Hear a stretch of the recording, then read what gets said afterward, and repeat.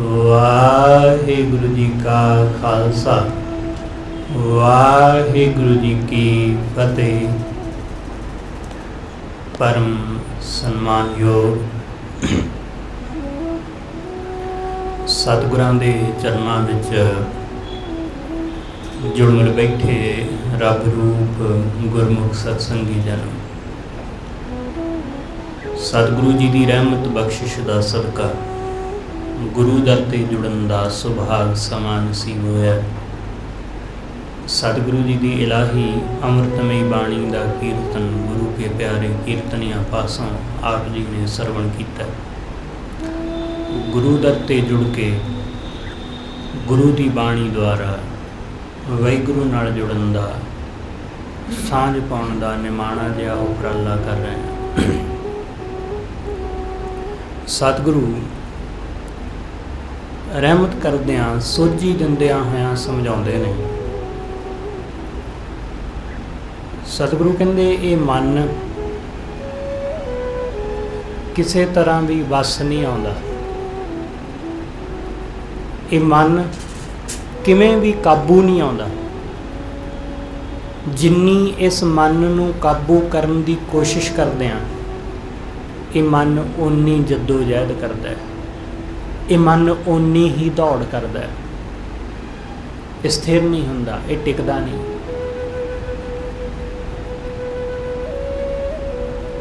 सतगुरु कहंदे ये मन बड़ा चंचल है, ये किते नहीं टिकदा। किसी वस्तु नूं हासिल करके टिक जावे तां भी नहीं टिकदा है। किसी वासना नूं भोग के ये टिक जावे ये फिर भी नहीं टिकदा। दौलत मिल जाण ते ये टिक जावे ये फिर भी नहीं टिकदा। राज भाग मिल जाण ते टिक जाए ये फिर भी स्थिर नहीं हुंदा। ये हमेशा दौड़दा ही रहिंदा है माया दे मगर। होर मिल जाए, होर माया, होर चीज़ां, होर वासनावां, होर भोग, होर पदार्थ। इवें ही ये मन समुचे जीवन विच भटकदा ही रहिंदा है। इसलिए गुरु अमरदास महाराज अज दे इस पावन बचन अंदर आखदे ने, यह मनुआ क्यों कर वस आवे। ये मन किवें करके वस आवे, इस मन नूं किवें काबू कर लईए। क्योंकि मन दी दौड़ बड़ी है माया मगर। जिमें आपां एक स्प्रिंग देखते हैं, उस स्प्रिंग नूं जोर नाल दबदे हैं। जिन्नी देर तक उस नूं जोर नाल दबी रखते हैं वो हेठां नूं दबिया होया रहिंदा है, पर जिमें छड्डदे हैं वो उछड़ के जांदा है। बिल्कुल मन की हालत ऐसी हो है। जदों तक इस मन नूं दबी रखदे हैं लगदा है कि मन काबू विच है, मन कंट्रोल विच है। पर जिमें ही साडा दबाव हटदा है जां जिमें ही साडा ध्यान होर पासे लगदा है, ये मन फिर उछल कुद करन लग जांदा है। ये मन फिर माया मगर दौड़न लग जांदा है। इस करके सतगुरु कहंदे ये मन किसी तरह भी वस नहीं आउंदा, ये मन किसी तरह भी काबू नहीं आउंदा। कोशिश करन दे बावजूद भी ये टिकदा नहीं। फिर किवें ये मन टिके, किवें इस मन नूं रोक लईए, इनू स्थिर कर लईए। तां गुरु अमरदास महाराज इस गल का जवाब दिंदे होए आखदे ने, सतगुरु कहंदे इस मन नूं गुरु की किरपा द्वारा, गुरु के ज्ञान द्वारा ही इस मन नूं टिकाया जा सकता है। गुर प्रसादी ठाकीऐ ज्ञान मती घर आवे। गुरु की किरपा नाल इस मन नूं ठाक लईदा, रोक लईदा गुरु की किरपा नाल। लोग ਆਪਣੀਆਂ ਬਿਮਾਰੀਆਂ ਨੂੰ ਦੀ ਠਾਕ ਕਰਾਉਂਦੇ ਫਿਰਦੇ ਨੇ।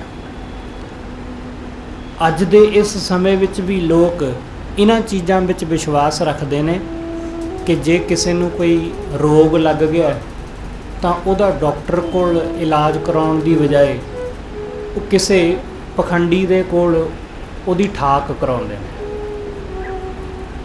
ਥੋੜ੍ਹੇ ਦਿਨ ਪਹਿਲਾਂ ਦੀ ਗੱਲ ਹੈ ਕਿ ਕੋਈ ਨਿਊਜ਼ੀਲੈਂਡ ਵਿੱਚ ਰਹਿੰਦਾ ਤੇ ਉੱਥੇ ਬਿਮਾਰ ਹੈ ਤੇ ਇੱਥੇ ਕਿਸੇ ਸਾਧੂ ਦੇ ਕੋਲ ਫੋਨ ਤੇ ਉਹਦੇ ਬੁਖਾਰ ਨੂੰ ਠਾਕਿਆ ਜਾ ਰਿਹਾ ਹੈ। ਉਹ ਸਾਧੂ, ਉਹ ਪਖੰਡੀ, ਉਹ ਫੋਨ ਕਰਕੇ ਉਹਨਾਂ ਦੇ ਰੋਗ ਨੂੰ ਠਾਕਦਾ ਹੈ। ਲੋਕ ਦੁਨਿਆਵੀ ਰੋਗ ਜੋ ਸਰੀਰਕ ਰੋਗ ਨੇ ਉਹਨਾਂ ਨੂੰ ਤਾਂ ਠਾਕਣ ਦਾ ਬੰਦੋਬਸਤ ਕਰਦੇ ਨੇ, ਪਰ ਜਿਹੜਾ ਮਨ ਨੂੰ ਕਾਮ ਕ੍ਰੋਧ ਦਾ ਰੋਗ ਲੱਗਾ ਇਸ ਨੂੰ ਠਾਕਣ ਦਾ ਕੋਈ ਕਿਤੇ ਬੰਦੋਬਸਤ ਨਹੀਂ ਹੈ ਤੇ ਨਾ ਹੀ ਇਸ ਨੂੰ ਕੋਈ ਠਾਕ ਸਕਦਾ ਹੈ। ਸਤਿਗੁਰੂ ਕਹਿੰਦੇ ਇਸ ਨੂੰ ਸਿਰਫ ਗੁਰੂ ਹੀ ਠਾਕ ਸਕਦਾ ਹੈ। ਇਸ ਰੋਗ ਨੂੰ ਜਿਵੇਂ ਕੋਈ ਵੀ ਪਖੰਡੀ ਆਦਮੀ ਉਹ ਸਰੀਰ ਦੀ ਬਿਮਾਰੀ ਨੂੰ ਕਿਵੇਂ ਠਾਕ ਲਏਗਾ? ਕਿਵੇਂ ਕਿਸੇ ਬੰਦੇ ਨੂੰ ਟਾਈਫਾਇਡ ਹੋਇਆ ਤੇ ਉਸ ਟਾਈਫਾਇਡ ਨੂੰ ਦਵਾਈ ਨਾਲ ਤਾਂ ਠਾਕਿਆ ਜਾ ਸਕਦਾ ਹੈ, ਰੋਕਿਆ ਜਾ ਸਕਦਾ ਹੈ, ਪਰ ਕੋਈ ਉਹਨੂੰ ਕਹੇ ਕਿ ਮੈਂ ਜਾਦੂ ਟੂਣੇ ਨਾਲ ਇਸ ਰੋਗ ਨੂੰ ਠਾਕ ਦੇਵਾਂਗਾ ਤਾਂ ਅਸੀਂ ਹੱਸਾਂਗੇ, ਮਜ਼ਾਕ ਉਡਾਵਾਂਗੇ ਉਹਦਾ ਕਿ ਇਹ ਭਲਾ ਕਿਵੇਂ ਸੰਭਵ ਹੈ। ਡਾਕਟਰ ਹੀ ਉਹਦਾ ਇਲਾਜ ਕਰ ਸਕਦਾ ਹੈ। ਬਿਲਕੁਲ ਐਸਾ ਹੀ ਮਨ ਨੂੰ ਸਿਰਫ ਗੁਰੂ ਵੈਦ ਹੀ, ਗੁਰੂ ਡਾਕਟਰ ਹੀ ਠਾਕ ਸਕਦਾ ਹੈ, ਉਹਦੇ ਤੋਂ ਬਿਨਾਂ ਹੋਰ ਕੋਈ ਨਹੀਂ। ਉਹਦੇ ਤੋਂ ਬਿਨਾਂ ਇਸ ਮਨ ਨੂੰ ਕੋਈ ਕਾਬੂ ਨਹੀਂ ਕਰ ਸਕਦਾ। ਗੁਰਪ੍ਰਸਾਦੀ ਠਾਕੀ ਹੈ। ਗੁਰੂ ਦੀ ਕਿਰਪਾ ਨਾਲ ਹੀ ਇਸ ਮਨ ਨੂੰ ਠਾਕੀਦਾ ਹੈ, ਇਸ ਮਨ ਨੂੰ ਰੋਕ ਲਈਦਾ, ਕਾਬੂ ਕਰ ਲਈਦਾ। ਗੁਰੂ ਦੀ ਕਿਰਪਾ ਤੋਂ ਬਿਨਾਂ ਇਹ ਮਨ ਕਾਬੂ ਨਹੀਂ ਆਉਂਦਾ ਹੈ। ਇਸ ਲਈ ਸਤਿਗੁਰੂ ਕਹਿੰਦੇ ਗੁਰੂ ਦੀ ਕਿਰਪਾ ਨਾਲ ਇਹਨੂੰ ਕਾਬੂ ਕਰ ਲੈ, ਗੁਰੂ ਦੀ ਕਿਰਪਾ ਨਾਲ ਇਹਨੂੰ ਰੋਕ ਲੈ। ਗੁਰਪ੍ਰਸਾਦੀ ਠਾਕੀ ਹੈ, ਗੁਰੂ ਦੀ ਕਿਰਪਾ ਨਾਲ ਇਸ ਨੂੰ ਠਾਕ ਲੈ। ਗਿਆਨ ਮਤੀ ਘਰ ਆਵੇ ਗੁਰੂ ਦੀ ਮੱਤ ਦੁਆਰਾ, ਗੁਰੂ ਦੇ ਗਿਆਨ ਦੁਆਰਾ। ਗਿਆਨ ਮਤੀ, ਸਤਿਗੁਰੂ ਕਹਿੰਦੇ ਗਿਆਨ ਮਤੀ ਇਹ ਘਰ ਆ ਜਾਂਦਾ ਹੈ, ਇਹ ਮਨ ਟਿਕ ਜਾਂਦਾ ਹੈ। ਜਦੋਂ ਅਸੀਂ ਗੁਰੂ ਦੀ ਮੱਤ ਲੈਂਦੇ ਹਾਂ ਤਦੋਂ ਇਹ ਮਨ ਆਪਣੇ ਘਰ ਵਿੱਚ ਟਿਕਦਾ ਹੈ। ਗੁਰੂ ਦੀ ਮੱਤ ਲੈ ਕੇ ਗੁਰੂ ਸਾਨੂੰ ਸੋਝੀ ਪ੍ਰਦਾਨ ਕਰਦਾ ਹੈ, ਗੁਰੂ ਸਾਨੂੰ ਮੱਤ ਦਿੰਦਾ ਹੈ। ਆਤਮ ਦੀ ਸੋਝੀ, ਆਤਮ ਦਾ ਗਿਆਨ ਸਿਰਫ ਗੁਰੂ ਰਾਹੀਂ ਹੀ ਮਿਲਦਾ ਹੈ। ਆਤਮ ਦਾ ਗਿਆਨ ਸਿਰਫ ਗੁਰੂ ਰਾਹੀਂ ਹੀ ਪ੍ਰਾਪਤ ਹੁੰਦਾ ਹੈ। ਗੁਰੂ ਤੋਂ ਬਿਨਾਂ ਆਤਮ ਦਾ ਗਿਆਨ ਨਹੀਂ ਜੇ ਮਿਲਦਾ। ਗੁਰੂ ਤੋਂ ਬਿਨਾਂ ਅਸੀਂ ਹੋਰ ਬਹੁਤ ਸਾਰੀਆਂ ਇਨਫੋਰਮੇਸ਼ਨ, ਹੋਰ ਬਹੁਤ ਸਾਰੀਆਂ ਜਾਣਕਾਰੀਆਂ ਇਕੱਠੀਆਂ ਕਰ ਲੈਂਦੇ ਹਾਂ, ਪਰ ਗੁਰੂ ਤੋਂ ਬਿਨਾਂ ਆਤਮ ਦੀ ਸੋਝੀ ਨਹੀਂ ਆਉਂਦੀ, ਆਤਮ ਦਾ ਗਿਆਨ ਨਹੀਂ ਆਉਂਦਾ। ਇਸ ਕਰਕੇ ਸਤਿਗੁਰੂ ਸਮਝਾਉਂਦੇ ਗੁਰੂ ਦੀ ਮੱਤ ਤੇ ਚੱਲ ਕੇ ਬੰਦਾ ਆਪਣੇ ਘਰ ਵਿੱਚ ਆਉਂਦਾ ਹੈ, ਸਥਿਰ ਹੁੰਦਾ ਹੈ। ਗਿਆਨਮਤੀ ਘਰ ਆਵੇ ਤਾਂ ਇਹ ਭਟਕਦਾ ਹੋਇਆ ਮਨ ਫਿਰ ਟਿਕਦਾ, ਸਥਿਰ ਹੁੰਦਾ। ਸਤਿਗੁਰੂ ਕਹਿੰਦੇ ਜਦੋਂ ਇਹ ਦਿਸਣ ਲੱਗ ਜਾਂਦਾ ਹੈ ਨਾ ਗੁਰੂ ਦੀ ਮੱਤ ਤੇ ਚੱਲ ਕੇ ਕਿ ਇਹ ਸੰਸਾਰ ਝੂਠ ਹੈ, ਇਹ ਮਾਇਆ ਮਿਥਿਆ ਹੈ, ਜਦੋਂ ਇਹ ਸੰਸਾਰ, ਇਹ ਮਾਇਆ ਮਿਥਿਆ ਦਿਸਣ ਲੱਗ ਜਾਂਦੀ ਹੈ ਤਦੋਂ ਗੱਲ ਬਣਦੀ। ਜਦੋਂ ਤੱਕ ਲੱਗਦਾ ਹੈ ਕਿ ਸੰਸਾਰ ਦੇ ਵਿੱਚ ਕੁਝ ਸਾਰ ਹੈ, ਸੰਸਾਰ ਵਿੱਚ ਕੁਝ ਸਾਰ ਨਹੀਂ ਹੈ, ਪਰ ਜਦੋਂ ਤੱਕ ਮਨ ਨੂੰ ਇਹ ਭਰਮ ਰਹਿੰਦਾ ਹੈ, ਜਦੋਂ ਤੱਕ ਮਨ ਨੂੰ ਇਹ ਭੁਲੇਖਾ ਰਹਿੰਦਾ ਹੈ ਕਿ ਸੰਸਾਰ ਵਿੱਚੋਂ ਕੋਈ ਸਾਰ ਮਿਲੇਗਾ, ਸੰਸਾਰ ਵਿੱਚੋਂ ਕੋਈ ਸੁੱਖ ਮਿਲੇਗਾ, ਕੋਈ ਆਨੰਦ ਮਿਲੇਗਾ, ਤਦੋਂ ਤੱਕ ਸਤਿਗੁਰੂ ਕਹਿੰਦੇ ਇਹ ਮਨ ਸੰਸਾਰ ਦੇ ਵਿੱਚ ਲੱਗਾ ਰਹਿੰਦਾ ਹੈ, ਇਹ ਮਾਇਆ ਦੇ ਮਗਰ ਦੌੜਦਾ ਰਹਿੰਦਾ ਹੈ। ਜਿਸ ਦਿਨ ਇਸ ਮਨ ਨੂੰ ਦਿਸ ਪੈਂਦਾ ਹੈ ਗੁਰੂ ਦੇ ਗਿਆਨ ਰਾਹੀਂ ਕਿ ਸੰਸਾਰ ਵਿੱਚ ਕੋਈ ਸਾਰ ਨਹੀਂ ਹੈ, ਇੱਥੇ ਕੋਈ ਸੁੱਖ ਨਹੀਂ ਹੈ, ਤਦੋਂ ਇਹ ਮਨ ਟਿਕਦਾ ਹੈ। तदों माया वाले पासे तो उपराम हो जाता है। इसलिए सतगुरु कहते गुर प्रसादी ठाकी है ज्ञान मती घर आवे, दुहागणी महल ना पाए नहीं। दुहागणी जो अपने वाहिगुरु तो टुटी हुई, जो अपने पति परमेश्वर तो टुटी है, जो उस तो वख हो गई, उहदे तो विछड़ गई, दुहागण जिन्हों उहदा संग नसीब नहीं होया, जिहड़ी उहदे कोल रह के भी उहदा संग हासिल ना कर सकी, सतगुरु कहंदे वो दुहागण। दुहागणी महल ना पाए नहीं। दुहागण नूं वाहिगुरू दा महल नहीं मिलदा, उहनूं परमेश्वर दे चरनां विच थां नहीं मिलदी। वो रहिंदी कोल कोल है पर उसनूं पति दा संग नसीब ही नहीं। बहुत सारे लोग ने वो धर्म का हार श्रृंगार भी करके बैठे ने, धर्म के चिन्ह सब धारण किए ने, पूजा पाठ सब कर रहे ने, सवेरे शाम रब का नाम ले रहे ने, जो भी धार्मिक कर्म ने धार्मिक रीतां ने सारियां पूरियां कर रहे हैं, पर फिर भी उस परमात्मा पति का संग नसीब नहीं। कहण नूं तां सुहागण है, कहण नूं तां आदमी भगत है, गुरमुख है, पर उस वाहिगुरू दा, उस पति परमेश्वर दा संग ही नहीं है, उहदा संग नसीब ही नहीं हुंदा। इस करके सतगुरु समझाउंदे, सतगुरु कहंदे दुहागणी महल ना पाए नहीं। दुहागणी नूं वाहिगुरू दा महल नहीं मिलदा, उहदे चरनां विच थां नहीं मिलदी। दुहागणी महल ना पाए नहीं, ना जानन पिर का स्वाव, उन्होंने अपने पति का जरा भी कोई रस नहीं, उसनों कदे इस गल का एहसास ही नहीं हुंदा। जो वाहिगुरू की मौजूदगी विच जो आनंद मिलता है, जो पति की मौजूदगी विच आनंद मिलता है, सतगुरु कहते उन्होंने उहदा पता ही नहीं है। वो उस रस तो उस आनंद तो ना वाकफ है। असीं हाले सिर्फ परमात्मा दीयां चीज़ां दा आनंद माणिया, असीं धन दौलत चीज़ां पैसा कार विहार धीआं पुत्त असीं सिर्फ इन्हां चीज़ां नूं ही देखिआ। असीं उस वाहिगुरू की मौजूदगी विच जां उहदे चरनां विच उहदे नाल जुड़ के जो आनंद है उहदी हाले सानूं कोई खबर नहीं है, उहदी हाले कोई सानूं सूझ बूझ नहीं है। इसलिए सतगुरु कहंदे जदों उस वाहिगुरू नाल असीं जुड़दे हां, उहदे मिलाप का जो आनंद है वो फिर पता चलता है। पर मनमुख नूं दुहागण नूं सतगुरु कहंदे पता ही नहीं चलता है। दुहागण नूं पता ही नहीं, वो इस तो बिल्कुल अनजान। दुहागणी महल ना पाए नहीं, दुहागणा उस वाहिगुरू का महल उस परमेश्वर का कदे भी उहदा संग नहीं हासिल कर पाती। ना जानन पिर का सुआव, पति का आनंद नहीं, फिक्का बोले ना निवै। सतगुरु कहते जदों भी वो बोलते हैं फिक्का, अपनी जुबान तो फिक्का बोले ना निवै, कदे नहीं निभदे।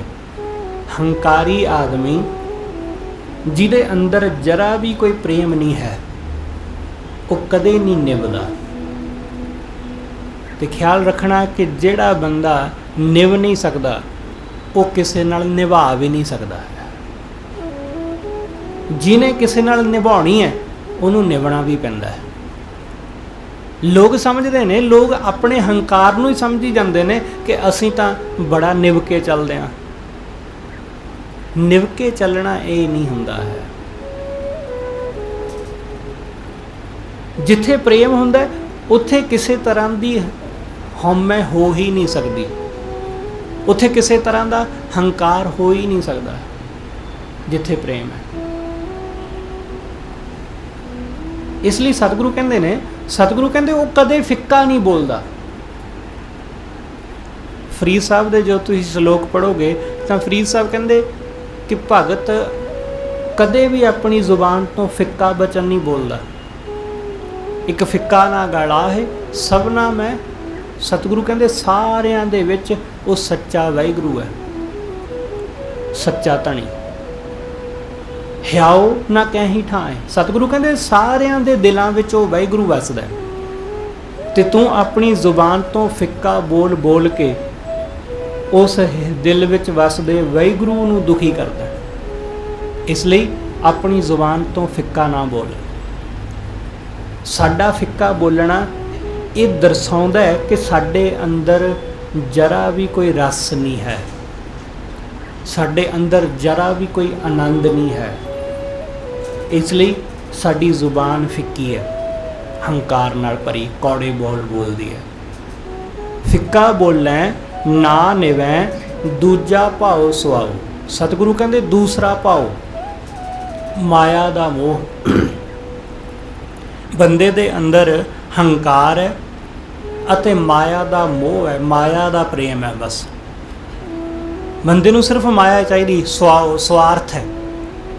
ਹਰ ਕੋਈ ਮਾਇਆ ਦੀ ਖਾਤਰ ਹੀ ਭੱਜਿਆ ਫਿਰਦਾ, ਮਾਇਆ ਦਾ ਸਵਾਰਥ। ਇਸ ਲਈ ਲੋਕ ਮਾਇਆ ਦੀ ਖਾਤਰ ਕੁਛ ਵੀ ਕਰ ਗੁਜ਼ਰਨ ਲਈ ਤਿਆਰ ਨੇ, ਕੁਛ ਵੀ, ਕਿਸੇ ਵੀ ਹੱਦ ਤੱਕ ਚਲੇ ਜਾਣਗੇ ਮਾਇਆ ਦੀ ਖਾਤਰ। ਪੈਸਾ ਹੈ ਹੀ ਐਸੀ ਚੀਜ਼ ਹੈ, ਸਵਾਰਥ ਮਨੋਰਥ ਐਸਾ ਹੀ ਹੈ ਬੰਦੇ ਦਾ। ਸਤਿਗੁਰੂ ਕਹਿੰਦੇ ਜਿਸ ਬੰਦੇ ਦੇ ਅੰਦਰ ਵਾਹਿਗੁਰੂ ਦਾ ਕੋਈ ਪ੍ਰੇਮ ਨਹੀਂ ਹੈ, ਉਹ ਬੰਦਾ ਮਾਇਆ ਦੇ ਮਗਰ ਹੀ ਹਮੇਸ਼ਾ ਉਲਝਿਆ ਰਹਿੰਦਾ, ਉਹਦੇ ਲਈ ਮਾਇਆ ਹੀ ਸਭ ਕੁਝ ਹੈ। ਤੇ ਫਿਰ ਐਸੇ ਬੰਦੇ ਦਾ ਮਨ ਕਦੇ ਵੀ ਸਥਿਰ ਨਹੀਂ ਹੁੰਦਾ। ਇਹ ਮਨੁਆ ਕਿਉਂ ਕਰ ਵਸ ਆਵੇ, ਇਹ ਮਨ ਕਿਵੇਂ ਵਸ ਆਵੇ।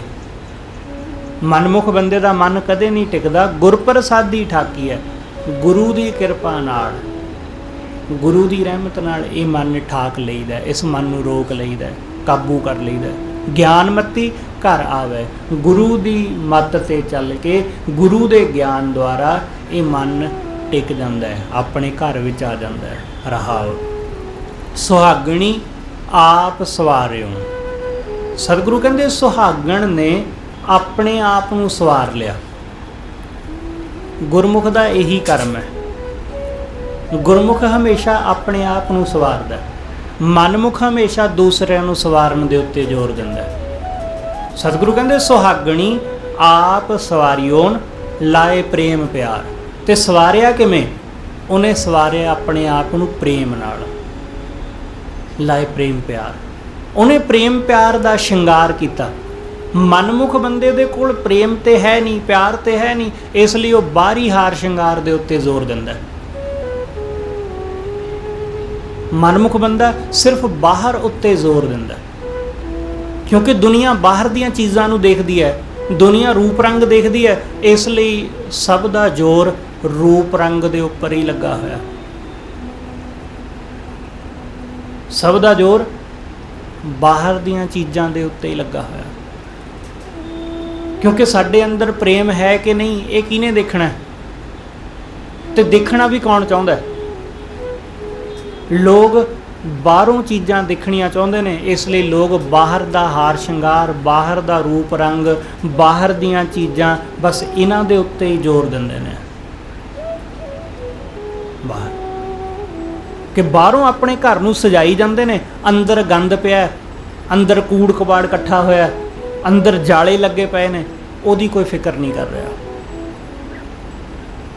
ਬਾਹਰੋਂ ਬਹੁਤ ਸੋਹਣਾ ਸਜਾਇਆ ਸਵਾਰਿਆ, ਕਿਉਂਕਿ ਸਾਰਿਆਂ ਨੇ ਜਿਹਨੇ ਦੇਖਣਾ ਬਾਹਰੋਂ, ਗਲੀ 'ਚੋਂ ਲੰਘਦੇ ਲੰਘਦੇ ਬਾਹਰੋਂ ਘਰ ਦੇਖ ਜਾਣਗੇ, ਪਰ ਅੰਦਰ ਵੜ ਕੇ ਤਾਂ ਕੋਈ ਦੇਖੇਗਾ ਨਾ।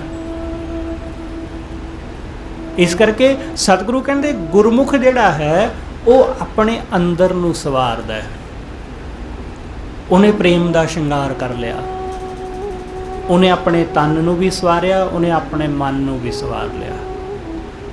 ਸੁਹਾਗਣੀ ਆਪ ਸਵਾਰੀਓਨ ਲਾਏ ਪ੍ਰੇਮ ਪਿਆਰ, ਸਤਿਗੁਰ ਕੈ ਭਾਣੇ ਚਲਦੀਆਂ। ਉਹ ਹਮੇਸ਼ਾ ਵਾਹਿਗੁਰੂ ਦੇ ਭਾਣੇ ਵਿੱਚ ਚੱਲਦੀਆਂ, ਉਹ ਹਮੇਸ਼ਾ ਪਰਮੇਸ਼ਰ ਦੀ ਰਜ਼ਾ ਵਿੱਚ ਚੱਲਦੀਆਂ, ਉਹਦੇ ਭਾਣੇ ਤੋਂ ਬਾਹਰ ਕਦੇ ਵੀ ਨਹੀਂ। ਸਤਿਗੁਰ ਕੈ ਭਾਣੇ ਚਲਦੀਆਂ, ਨਾਮੇ ਸਹਿਜ ਸ਼ਿੰਗਾਰ। ਵਾਹਿਗੁਰੂ ਦੇ ਨਾਮ ਵਿੱਚ ਸਹਿਜ ਵਿੱਚ ਟਿਕ ਕੇ ਉਹਨਾਂ ਨੇ ਖੁਦ ਨੂੰ ਸ਼ਿੰਗਾਰਿਆ। ਅਸਲ ਵਿੱਚ ਆਦਮੀ ਹੋਵੇ ਚਾਹੇ ਔਰਤ, ਸਹਿਜ ਉਹਦੇ ਜੀਵਨ ਦਾ ਸਭ ਤੋਂ ਵੱਡਾ ਸ਼ਿੰਗਾਰ ਹੈ। ਇਹਦੇ ਵਰਗਾ ਸ਼ਿੰਗਾਰ ਹੋਰ ਕੋਈ ਨਹੀਂ ਹੈ। ਸਹਿਜ ਸਹਿਜ ਜਿਹੜਾ ਆਦਮੀ ਜਿੰਨਾ ਜ਼ਿਆਦਾ ਸਹਿਜ ਨਾਲ ਭਰਿਆ ਹੋਇਆ, ਉਹ ਆਦਮੀ ਓਨਾ ਹੀ ਜ਼ਿਆਦਾ ਸੁਖੀ ਹੈ। ਅੱਜ ਬੰਦੇ ਦੇ ਅੰਦਰ ਸਹਿਜ ਨਹੀਂ ਹੈ। ਸਹਿਜ ਨਾ ਹੋਣ ਕਰਕੇ ਬੰਦਾ ਛੋਟੀਆਂ ਛੋਟੀਆਂ ਗੱਲਾਂ ਦੇ ਉੱਤੇ ਕ੍ਰੋਧਿਤ ਹੋ ਜਾਂਦਾ ਹੈ, ਨਿੱਕੀਆਂ ਨਿੱਕੀਆਂ ਗੱਲਾਂ ਦੇ ਉੱਤੇ ਖਿਝ ਜਾਂਦਾ ਹੈ। ਝਗੜਾ ਇਸੇ ਕਰਕੇ ਹੁੰਦਾ ਕਿਉਂਕਿ ਸਹਿਜ ਨਹੀਂ ਹੈ।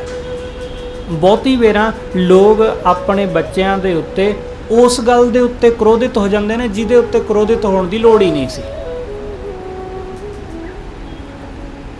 ਨਜਾਇਜ਼ ਹੀ ਬਿਨਾਂ ਗੱਲ ਤੋਂ ਹੀ ਆਪਣੇ ਬੱਚੇ ਨੂੰ ਮਾਰ ਕੁੱਟ ਸੁੱਟਦੇ ਹਾਂ ਅਸੀਂ ਲੋਕ।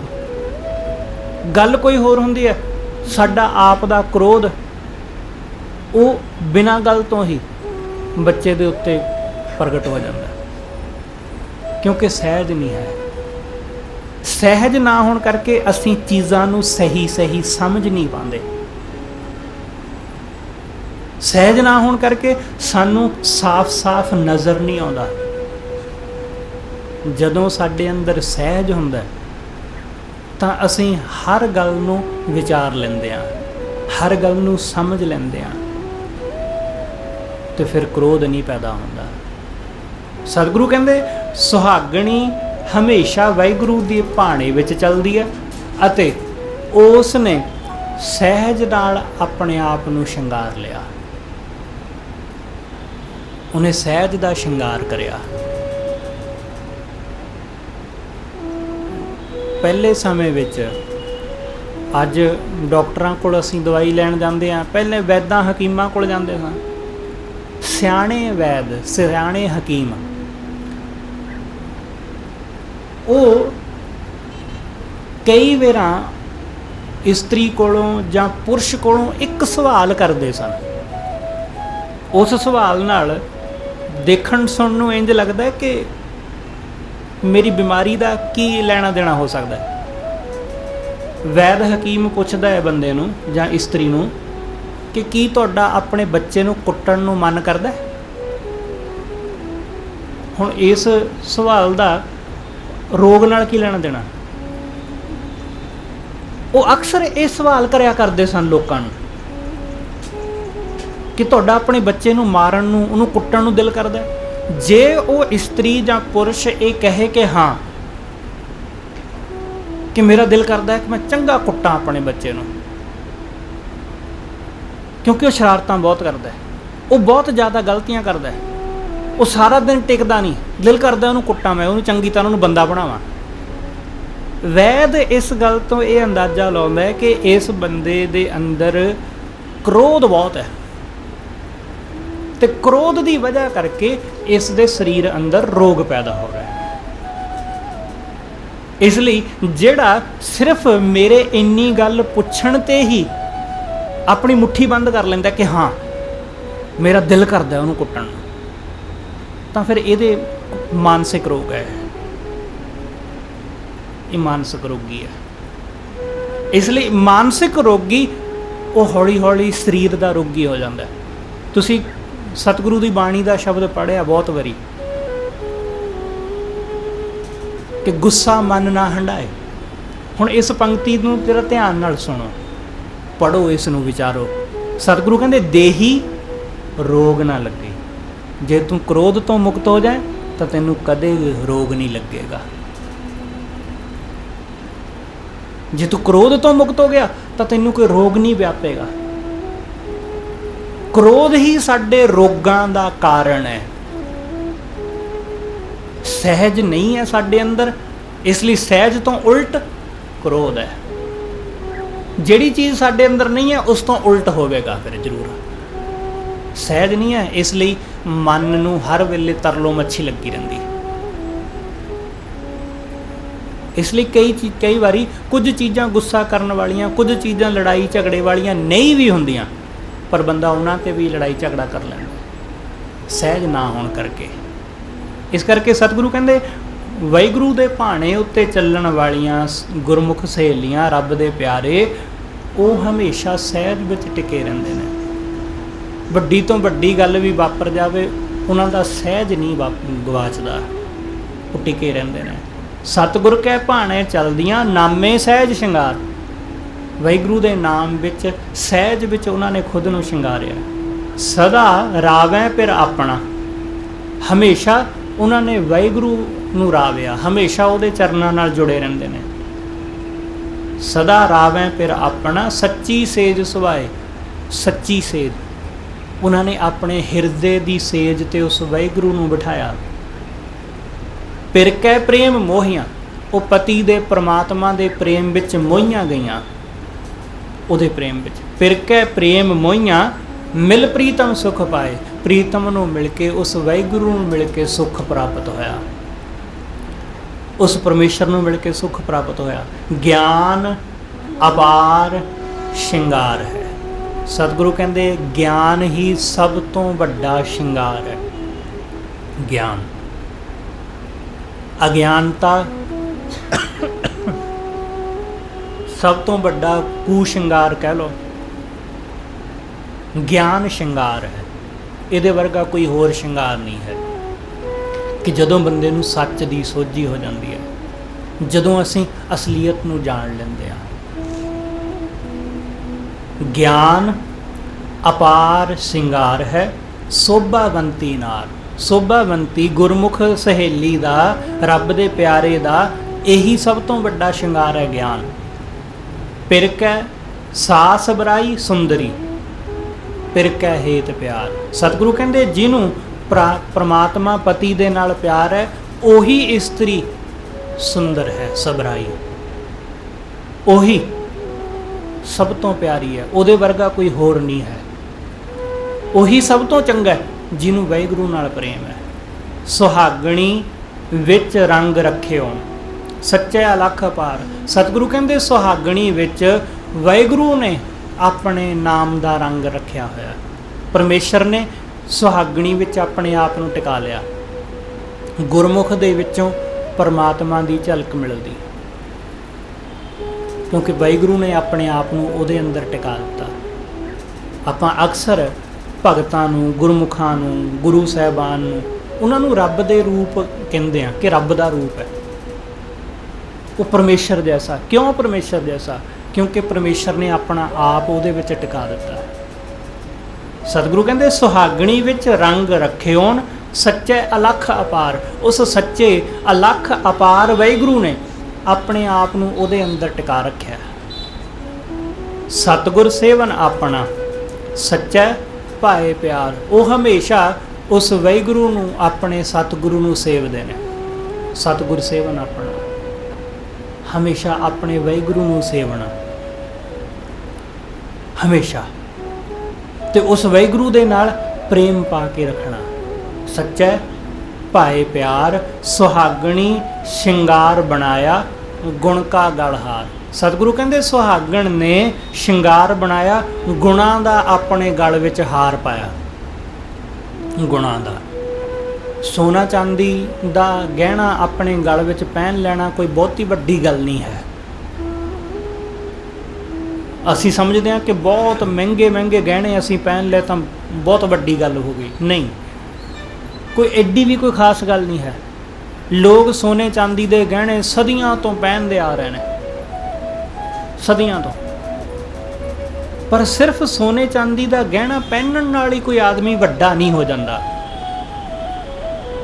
ਬੜੇ ਲੋਕ ਨੇ ਜਿਹੜੇ ਸੋਨੇ ਤੋਂ ਇਲਾਵਾ ਡਾਇਮੰਡ ਦੇ ਵੀ ਗਹਿਣੇ ਪਹਿਨਦੇ ਨੇ, ਉਸ ਤੋਂ ਵੀ ਮਹਿੰਗੇ ਮਹਿੰਗੇ ਕੀਮਤੀ ਪੱਥਰਾਂ ਦੇ ਗਹਿਣੇ ਪਹਿਨਦੇ ਨੇ, ਕੀਮਤੀ ਹੀਰੇ ਮੋਤੀਆਂ ਦੇ।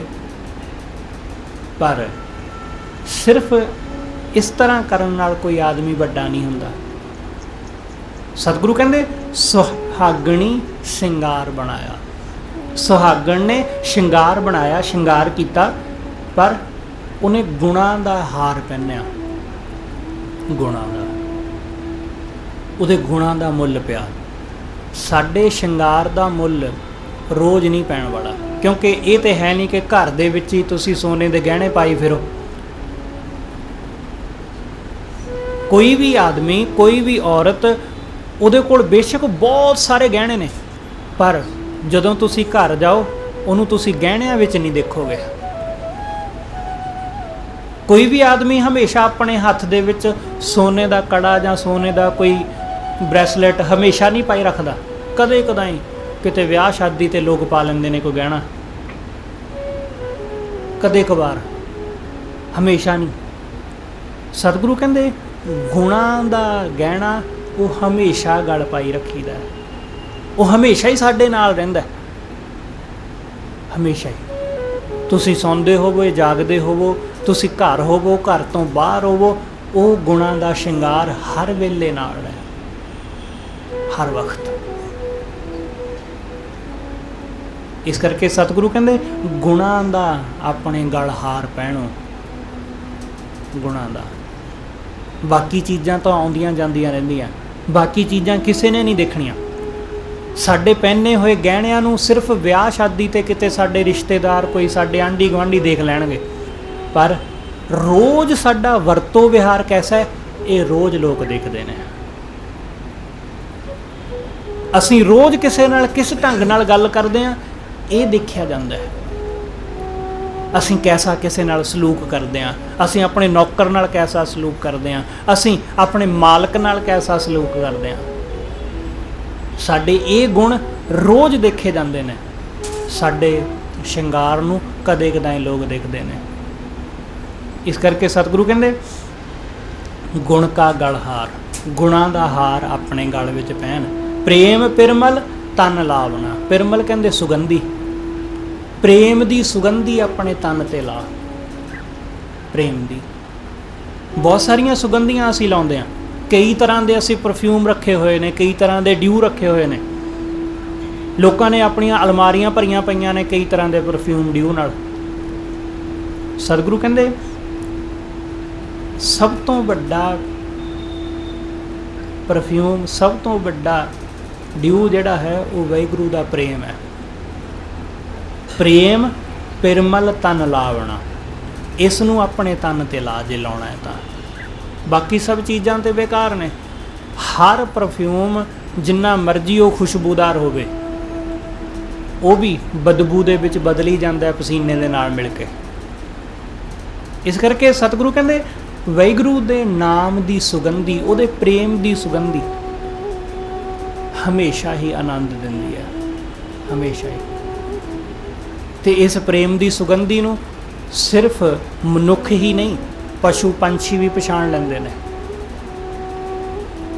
इस प्रेम नूं पशु पंछी भी दूरों ही उन्हां नूं भी इस प्रेम दी खुशबू आ जांदी है। प्रेम पिरमल तन लावना, अंतर रतन विचार। अपने अंदर रतन दी, ज्ञान दी विचार नूं धारण कर। भगत रते से उत्तमा। जिहड़े भगती दे विच रंगे गए वो बंदे सब तो उत्तम ने, उन्हां वर्गा कोई होर नहीं है। भगत रते से उत्तमा, जत पत शब्दे पाए। सतगुरु कहंदे उन्हां नूं ही जत पत गुरु दे शब्द राही हासिल हुंदी, ओही उत्तम गिणे जांदे ने।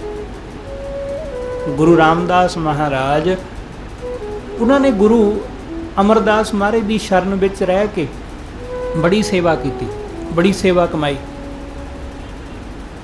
तो उन्होंने रिश्तेदारां ने इस गल दे उत्ते एतराज़ किया कि तुसीं साडे घर नूं कलंकित कर दिता, कि अपने रिश्तेदारां दे घर, कुड़मां दे घर तुसीं टोकरी ढो के साडी नक्क वढ़ा दित्ती, तुसीं साडी नक्क वढ़ा दित्ती। साडी कोई इज्जत, साडी कोई सोढियां दी इज्जत ना रही हुण तुहाडे रिश्तेदारां विच। हुण किहड़े मूँह दे नाल असीं तुहाडे घर आवांगे।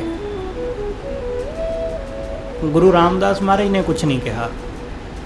गुरु अमरदास महाराज ने आख्या, सतगुरु कहंदे भाई जिहड़ी इज्जत रामदास दे कोल है ना वो किसे कोल भी नहीं है। जो पत इन्हां ने कमाई है, जो इज्जत इन्हां ने कमाई है, वो इज्जत तुसीं की होर कोई भी नहीं सोडियां विचों कमा सकदा।